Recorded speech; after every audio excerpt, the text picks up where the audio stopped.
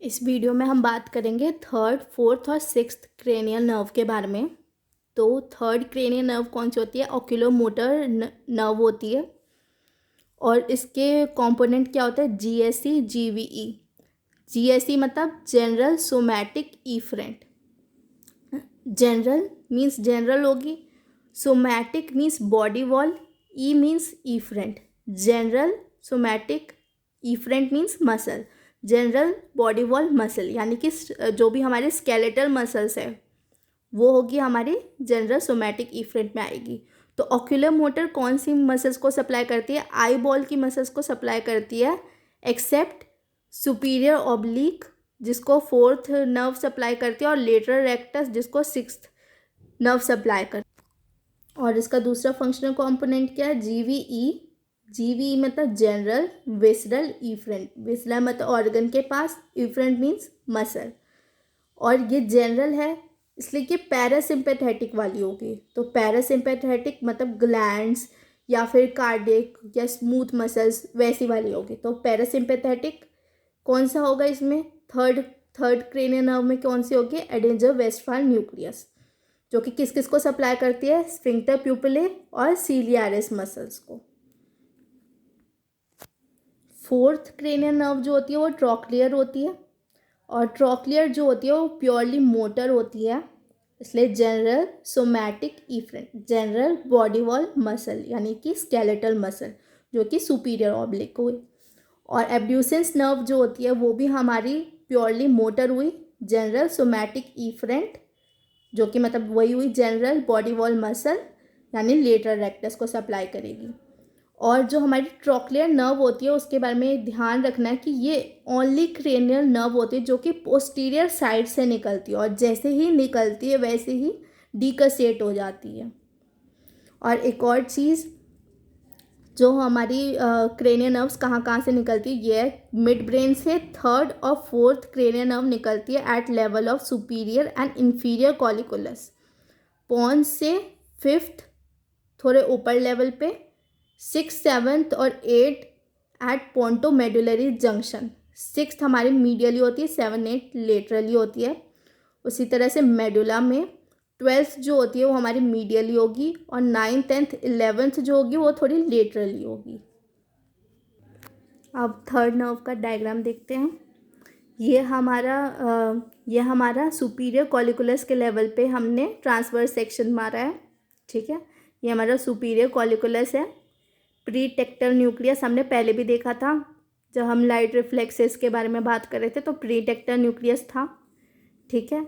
ये हमारा grey matter है, सेंट्रल ग्रे मैटर, ठीक है।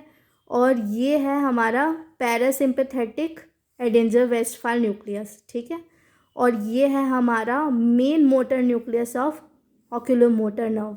तो ऑक्यूलोमोटर नर्व जो थी वो दोनों जो मिला के जो है ये पैरासिम्पैथेटिक और ये हमारी मोटर जो है दोनों मिलाकर रेड न्यूक्लियस के ऊपर से जाएगी और उसके बाद फिर वो निकल जाएगी हमारे इंटरपेडेंकुलर फोसा पे, बाहर आएगी, वहाँ से बाहर आएगी, मतलब मीडियली ही ये बाहर आती है।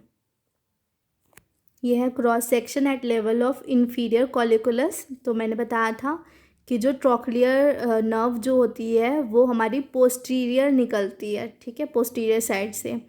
और पोस्टीरियर साइड से जैसे ही निकलती है वैसे ही इसका डिकसेशन हो जाता है, फिर वो वापस एंटीरियर आ जाएगी। यह है cross section of pons at level of facial colliculus, ठीक है। तो फेशियल कॉलिकुलस बनता कैसे है?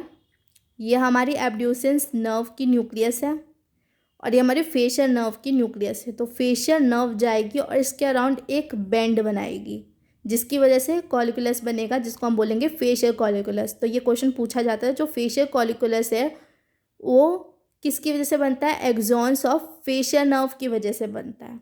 और ये हमारी एब्ड्यूसेंस जो है न्यूक्लियस है उससे नर्व निकलेगी। और उसके बाद मैंने बताया था सिक्स, सेवन्थ और एट जो होती है वो हमारी पोंटोमेडुलरी जंक्शन से निकलती है, तो ये ध्यान रखना है। अब थर्ड और फोर्थ जो है nucleus, third fourth cranial nerve जो है वो इंटरपेडेंकुलर फोसा और सिक्स्थ क्रेनियल नर्व आएगी और उसके बाद फिर क्या होगा? ये हमारा कैवर्नस साइनस है उसमें से जाएगी। तो कैसे जाएगी? जो थर्ड फोर्थ जो थर्ड और फोर्थ क्रेनियल नर्व है वो लेटरली प्रेजेंट होती है कैवर्नस साइनस के, और जो हमारी सिक्स्थ क्रेनियल नर्व होती है वो विद इन प्रेजेंट होती है, इनसाइड प्रेजेंट, मतलब ये प्रॉपर कंटेंट होती है कैवर्नस साइनस का, और lateral to internal carotid artery present होती है। फिर उसके बाद यही है कि थर्ड फोर्थ जो है हमारी लेटरल टू कैवर्नस साइनस से आएगी, और सिक्स जो है वो हमारी डायरेक्ट कंटेंट होती है इसकी।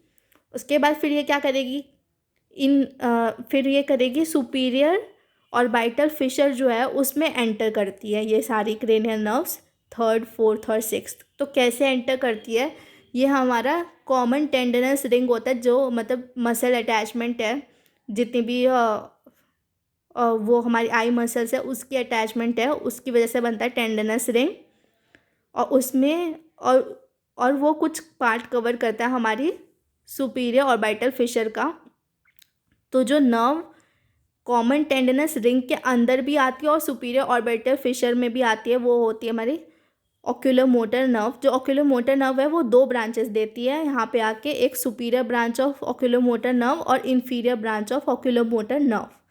और हमारी एब्ड्यूसेंस नर्व है वो भी हमारी टेंडनस रिंग के अंदर में ही आती है, मतलब टेंडनस रिंग और सुपीरियर ऑर्बिटल फिशर के अंदर में आती है।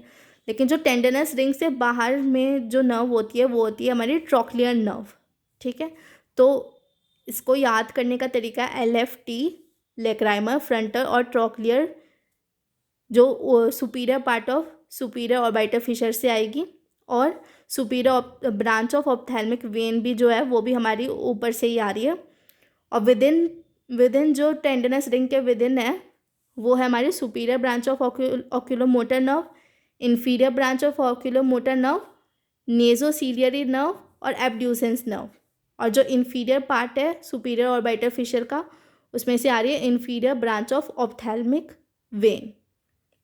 और इसमें एक और चीज़ याद रखनी है, यहाँ पे ऑप्टिक कैनाल था इसी के पास में, तो वहाँ से ऑप्टिक नर्व और ऑप्थेल्मिक आर्टरी ये दोनों भी आ रही है, टेंडनस रिंग में ही आ रही है ये भी। और ये हमारे कहाँ आएगी, ऑर्बिट में आएगी। और कुछ एक्स्ट्रा ऑक्यूलर मसल्स का हम फंक्शन याद करते कि कैसे क्या होता है। तो हमारा ये निमोनिक है, सुपीरियर्स आर इन मीन्स इंटॉर्शन, तो सुपीरियर्स जो होंगे वो इंटॉर्शन कराएंगे। रेक्टाई स्ट्रेट होते हैं तो वो ऐड करवाएंगे, और ऑब्लिक जो है वो एबडक्शन कराएंगे। इसमें एक चीज़ ध्यान रखनी है, रेक्टस वाले में जो मीडियल रेक्टस होती है वो मीडियली प्रेजेंट होगी, तो ये क्या कराएगी, एडक्शन कराएगी। और जो हमारी लेटरल रेक्टस होती है वो लेटरली प्रेजेंट है, तो वो हमारी क्या कराएगी, एबडक्शन कराएगी। तो हम एग्जांपल देखते हैं, जैसे सुपीरियर रेक्टस हुआ तो सुपीरियर्स आर इन, तो इंटॉर्शन। रेक्टस क्या कराती है, रेक्टस स्ट्रेट है, ऐड करवाएगी, एडक्शन। और सुपीरियर रेक्टस क्या होती है, सुपीरियरली प्रेजेंट होगी, तो ये ऊपर कराएगी आई बॉल को, तो ये एलिवेशन कराएगी। अब ध्यान रखने वाली बात है इन्फीरियर ऑब्लिक और सुपीरियर ऑब्लिक।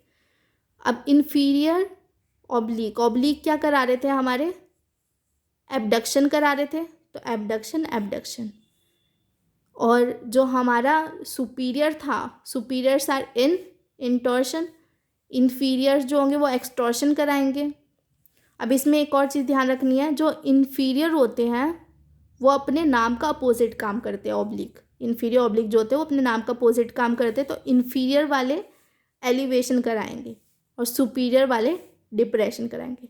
तो यही ट्रिक है इसकी सुपीरियर ऑब्लिक की, कि ये एक तो डिप्रेशन करा रहा है और लेटरली या फिर एबडक्शन करवा रहा है।